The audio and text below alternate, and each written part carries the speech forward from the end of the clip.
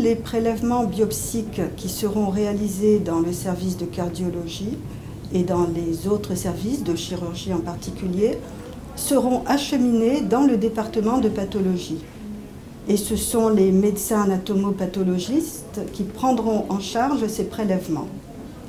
De quel prélèvement s'agit-il? Le plus facile est de biopsier les organes les plus superficiels. Par exemple, une biopsie labiale, une biopsie rectale, une biopsie cutanée ou périombilicale. Et si on ne retrouve pas de dépôt, on sera obligé d'être un peu plus invasif et de pratiquer une biopsie rénale ou une biopsie cardiaque, une biopsie nerveuse ou hépatique. La panoplie est ample. L'objectif du médecin anatomopathologiste est double. Le but essentiel est de faire le diagnostic de ces dépôts d'amylose au sein des tissus. C'est évidemment une condition sine qua non pour instaurer le traitement.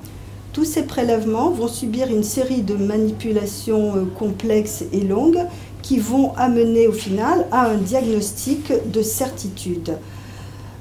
Une fois que le diagnostic est établi, il faudra caractériser le type d'amylose, une amylose à L, une amylose à transthyrétine, donc ce sera la deuxième étape. Bien entendu, en l'absence de dépôt d'amylose retrouvé sur les prélèvements examinés, cela ne signifiera pas qu'il n'y a pas de dépôt d'amylose ailleurs, un peu plus loin, sur le même organe. On sera obligé alors de renouveler la biopsie.